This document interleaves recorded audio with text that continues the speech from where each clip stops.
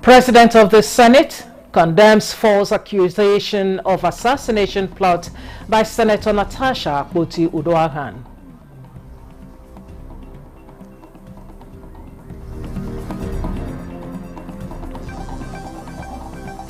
Supreme Court sacks Abure as Labour Party's national chairman.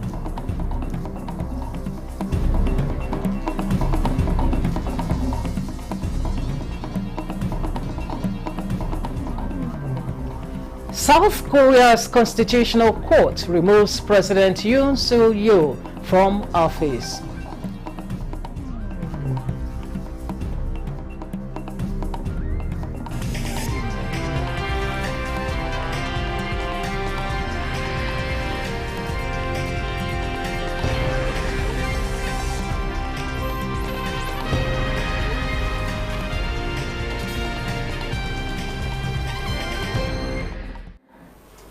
Hello and thanks for joining us on the news at 3 on NTA News 24. I am Stella Inameti. The office of the President of the Senate, Godswill Akpabio, has condemned what it termed false and inflammatory accusations of assassination plot made by Senator Natasha Akpoti-Uduaghan against the President of the Senate. A statement signed by the Special Advisor to the President of the Senate on Media and Publicity, Eseme Eyibo, said the suspended Senator Natasha this week claimed that Senator Akpabio has recruited former Governor Yahaya Bello to assassinate her in Kogi rather than in Abuja. The statement sees the accusation as outrageous, false, a complete fabrication and irresponsible, as well as dangerous attempt to provoke public interest and media attention. The statement describes this recent falsehood as a pattern deployed to manipulate and exploit public sensitivities through recurring victimhood narratives. Senator Akpabio, however, remains undeterred in his devotion to national unity, institutional integrity, and the rule of law, as the timing, tone and similarity of attacks directed at him point clearly to a politically motivated smear campaign. The Supreme Court has set aside the verdict of the Court of Appeal in Abuja, which affirmed Julius Abure as the national chairman of the Labour Party. In a unanimous decision, the 5-member panel of justices of the Apex Court ruled that the Court of Appeal lacked the jurisdiction to affirm Abure's position as LP's national chairman. The court held that the substance of the case centered on party leadership, which falls under internal party affairs, a matter over which courts lack jurisdiction. The Supreme Court effectively nullified the Court of Appeal's earlier decision, reinforcing its stance that leadership disputes within political parties should be resolved internally rather than through judicial intervention. Meanwhile, the National Working Committee of the Labour Party says Julius Abure remains its national chairman and that the Supreme Court judgment only directed the party to resolve its issues through internal mechanism. A statement by the National Publicity Secretary of the party, Obiora Ifo, says the Supreme Court categorically cautioned lower courts from interfering into internal issues of political parties as they lack jurisdiction to do so. He called on the media to stop giving wrong interpretations to the court judgment, as there was no declaration by the Supreme Court sacking Julius Abure from office. In the meantime, National Judicial Council has distanced itself from purported appointment of number 4 in hierarchy of judges' seniority in Imo State High Court as acting Chief Judge.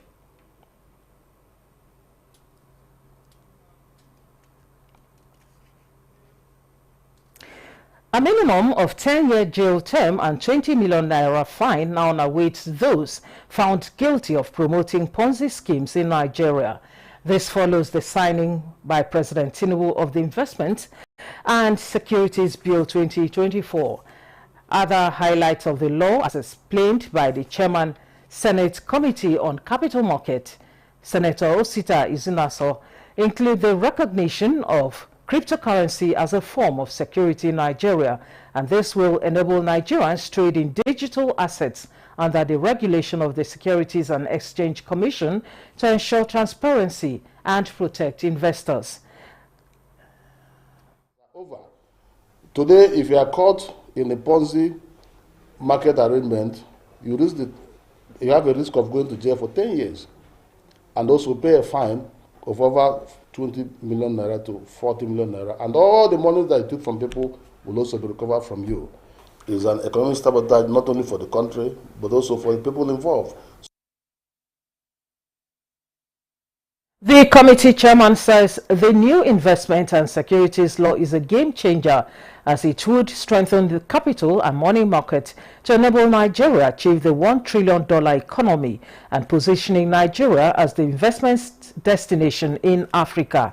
The act also requires all public companies to obtain approval from SEC before mergers, acquisitions, or issuing securities to promote transparency and ensure compliance with best global practices. The Central Bank of Nigeria has denied issuing a circular announcing introduction of 5,000 naira and 10,000 naira banknotes, dismissing the claim as false. The purported circular, which spread widely on WhatsApp, was debunked by the Apex Bank in a statement released via its official handle on X. The fake document, falsely attributed to the CBN, claimed the Central Bank of Nigeria, CBN, has officially announced the introduction of two new denominations, 5,000 naira and 10,000 naira banknotes, as part of ongoing efforts to streamline cash transactions and improve liquidity management.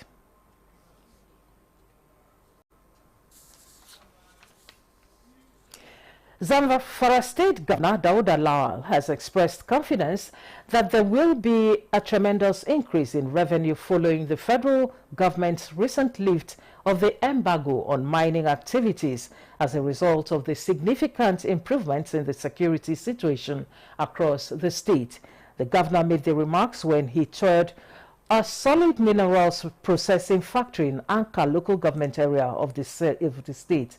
Jamilu Ibrahim has more. It is no longer news that Zamfara tops the list of the states that are endowed with the large deposits of solid minerals in Nigeria.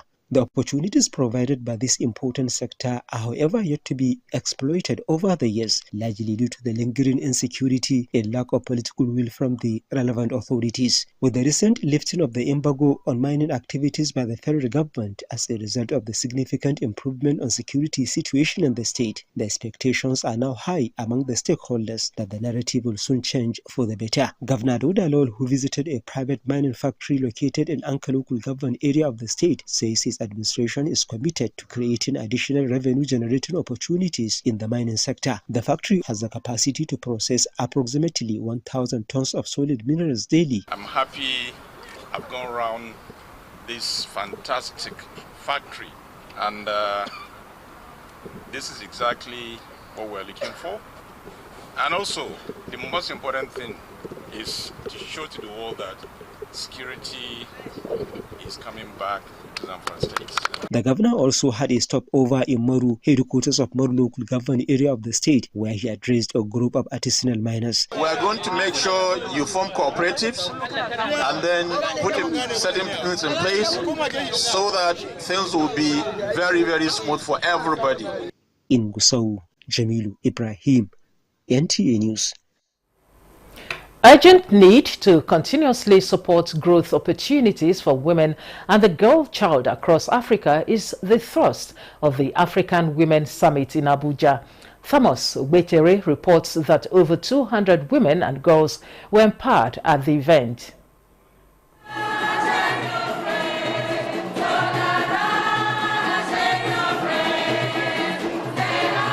The African Women's Summit brought together women and girls from diverse backgrounds and industries to discuss pressing issues, share experiences, and empower one another. The engagement is to also advocate for policies that support gender equality. And anyhow we see fit to empower the woman and the girl child, we do that. Like today we'll be launching the mentorship program for 200 young girls where they'll be mentored for 1 year by 20 women. So we really want to come and open their eyes for them to understand that they can do so much. That being a woman or being a girl is not supposed to limit you. And we will join hands together with them to make sure that Nigerian girls are empowered. Women in Nigeria are empowered. Nigerian girls are educated. So with this summit, at the end of the day, every girl child here or out there will know that they have a lot of potentials and they don't need to be victimized or intimidated. Speakers encouraged Nigerian women to challenge stereotypes, speak up, prioritize their health, and strive to become entrepreneurs with the mindset that there is no limit to self-development. So they are going to be financially independent and, of course, gain confidence and be able to also contribute to the economic development of this nation. I believe this event is a great opportunity for us women to change the world. African women are very smart, very intelligent, and have a lot of potential. The mega summit themed Africa Rising, harnessing the potentials of women and the girl child for sustainable development, was also aimed at protecting the rights of women and creating a fair and just society where every girl child has the opportunity to attain full potentials. In Abuja, Thomas Ogbetere, NTA News. As promised, rural dwellers in the 9 states of the Niger Delta are set to benefit from interventions in the health and education sectors, birthed by collaboration between Renewed Hope Initiative and Niger Delta Development Commission. Nigeria's First Lady Oluremi Tinubu set the ball rolling in Otua Sega, Bayelsa State, with a flag-off of free medical outreach and launch of a health insurance scheme for vulnerable people in the region. State House correspondent Adeniyi Taiwo reports. With much excitement and joy, residents of Otua Sega in Ogbia local government area of Bayelsa State trooped out to receive the First Lady Oluremi Tinubu to their community, all set to inaugurate key projects undertaken by the Niger Delta Development Commission in collaboration with the Renewed Hope Initiative. First is the flag-off of a free medical outreach by the Commission, which saw the donation of 11 ambulances and personal protective gears to selected hospitals in the region, inauguration of Cottage Hospital, Community Secondary School Otua Sega, and distribution of textbooks, school benches and desks. Today, the medical outreach program, which I was told is conducted quarterly, aimed to deliver essential health services directly to the community. It will address common health issues, provide preventive care, and raise awareness about health concerns that disproportionately affect rural residents, particularly in the area of maternal and child health. This contribution will significantly aid in saving lives and ensure that the various communities receive prompt medical attention when needed. Then follows the launch of a health insurance scheme for rural dwellers in the zone. To the good people of Bayelsa State and the entire Niger Delta region, this is your program. I encourage you to take full advantage of the various interventions, safeguard them, and continue to support efforts that will enhance development in your communities. We cannot play politics with the development of our region.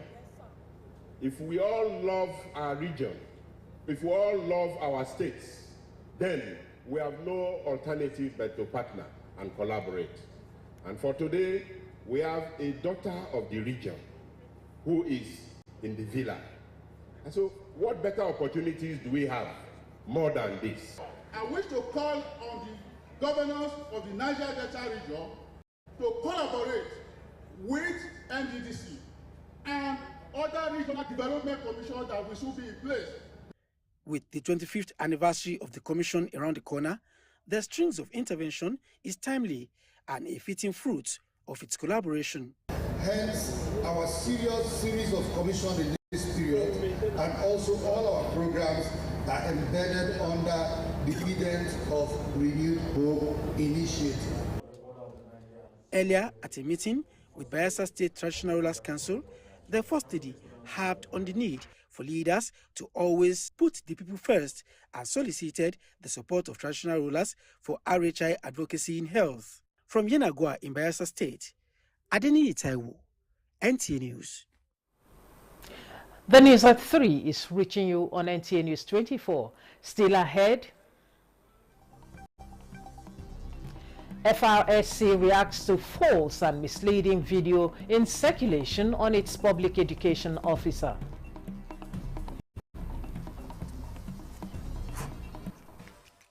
Celebrate Ramadan with Bafi and enjoy up to 40% off on selected products from living room, dining room, bedroom, and royal sets. Pay less, save more, and refresh your home for iftar gatherings and cherished moments with family and friends. Visit our showrooms in Abuja, Lagos, Kano, and Enugu, or shop online to enjoy our exclusive Ramadan sale. Let's make this Ramadan unforgettable.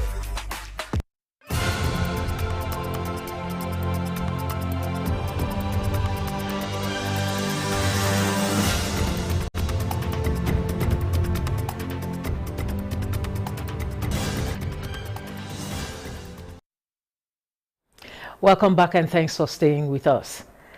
The part of Independence Bridge on Ahmadu Bello Way, Victoria Island, Lagos, where palliative works are ongoing as scheduled to be completed on Monday, has been reopened 3 days before the target date. Our correspondent, Lanre Belei, is joining us now live to give us an update of the situation. Hello, Lanre. What can you tell us? Stella, you said it all. A couple of minutes ago, the minister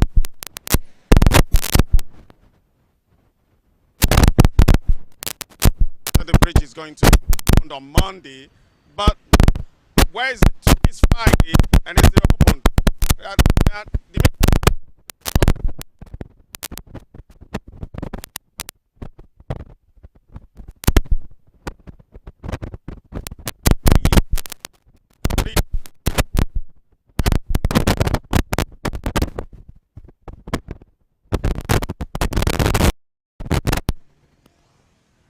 I'm having a connection. So the minister really thanked the construction workers. The minister really thanked the construction workers that worked here for good 3 days, sleepless 3 days on the road. And it's been a restless night for 3 days. Even the minister was on ground and he opened here not quite long ago. And you can still see, if I move out of the camera, there's still some works, renovation works still ongoing there. And Lagosians being who they are, immediately they heard that the road is reopened, they trooped in and they started moving through the road. And that has eased traffic at the routes made available for people to pass through. And the minister made a point that from now henceforth, before road construction starts, routes that the people will pass anywhere around the country will be a kind of consultative forum that people will talk, people will understand. There will be a kind of meeting that this is what we want to do, this is how long it's going to take, and this is how we're going to do it, and people will agree, and there will be a lot of announcement on this as construction goes forth from now on. And that's one of the points that Minister made, and it's going to come out in our subsequent bulletins. But right now, Lagosians can breathe a sigh of relief that this road is opened. And it's apt. The time that the minister opened this road is apt because today is Friday, and everybody that knows the island on Friday, during the closing hours, it's always a crowd, a heavy traffic moving out of the island to the mainland for the weekend. People traveling, people going back to the mainland for the weekend. And now the road was opened around 1:30, and it has eased traffic a little bit. It's a sigh of relief for everyone. Stella. Okay, thank you, Lanre, for the update. We do apologize for the audio challenge earlier in that update. And now moving on, the Federal Road Safety Corps has described as fake a viral fabricated video Interviews suspected to be AI generated, circulating on social media space, purportedly showing the Corps Public Education Officer, Assistant Corps Marshal Olusegun Ogungbe-Mide, speaking on security actions allegedly undertaken by FRSC regarding the alleged assassination of one Kingsley Ekweme. The Corps says the video is entirely false, misleading, and fabricated, as it did not issue any statement or comment on any alleged assassination, and the Corps and Public Education Officer did not participate in any video or interview regarding the matter. As the Corps does not operate outside its statutory mandate, the Corps, however, wishes to urge the public to disregard the video and be cautious of fake news and misinformation. Nigeria's move towards rehabilitation of drug addicts has received a boost with the handover of a facility renovated at Aminu Kano Teaching Hospital. Hadiza Mohammed reports that the rehabilitation center, inaugurated by the Economic Committee of West African States, further strengthened the ability of the health facility to carry out the responsibility of rehabilitation and reintegration, especially in its catchment area. Data has shown that Kano is rated among the Nigerian states with the highest number of drug addicts. In addition to fight against drug abuse in the state, rehabilitation has always been at the center. However, the facilities to carry out this important task are minimal, which affects the rehabilitation efforts.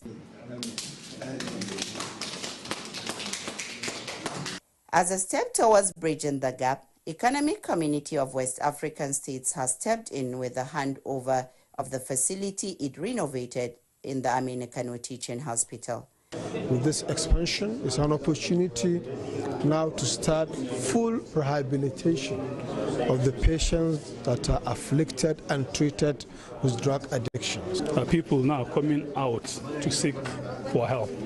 I'm talking about either drug-dependent persons or their families that are coming out day in, day out, based on the fact that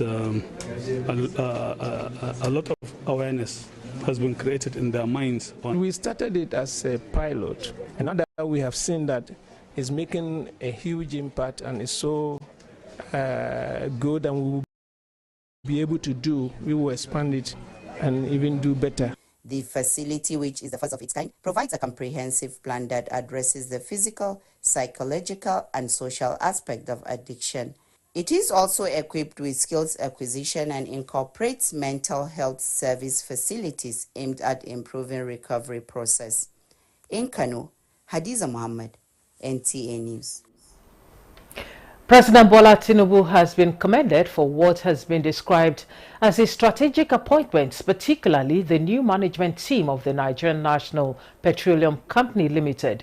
At a media briefing in Abuja, the NYCN applauded the president's visionary leadership in engaging the best minds to take Nigeria to the next level. The NYCN urges the newly constituted NNPCL management team to prioritize resolving challenges surrounding crude oil supply to local refineries, addressing industry stakeholders' concerns, and ensuring Nigeria's energy security. The NYCN also condemned the recent killings in Uromi, Edo State, and commended Governor Monday Okpebolo for his proactive steps in addressing the situation.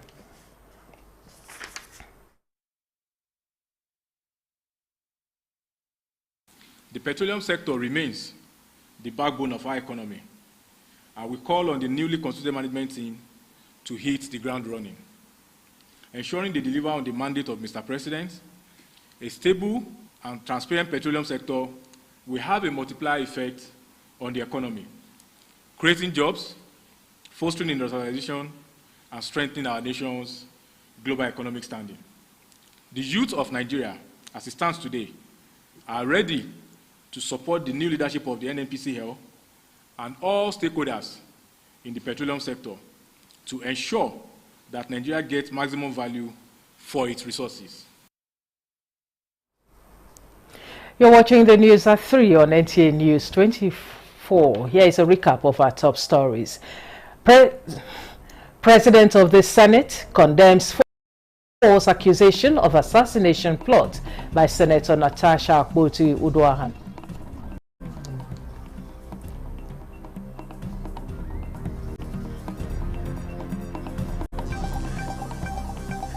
Supreme Court sacks Abure as Labour Party's national chairman.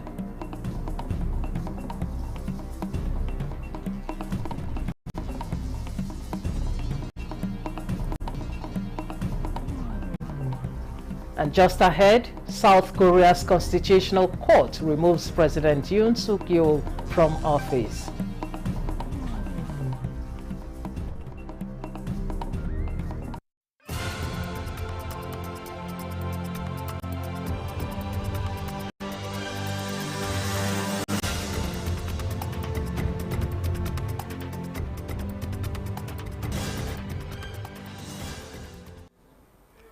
South Korea's Constitutional Court has officially removed President Yoon Suk-yeol from office, concluding a months-long political crisis triggered by his controversial declaration of martial law and deployment of troops to parliament. The ruling, delivered unanimously, follows the National Assembly's decision more than 3 months ago to impeach Yoon. The president's move in December to send armed forces into the legislative chamber in a bid to break a political deadlock shocked the nation and ignited widespread protest. According to the court, the president's actions amount to serious violations of the Constitution. Reports say South Korea is expected now to organize a national election within 2 months to elect a new president. And that concludes the news desk at 3 on NTA News 24. Thanks for watching. I am Stella Inameti.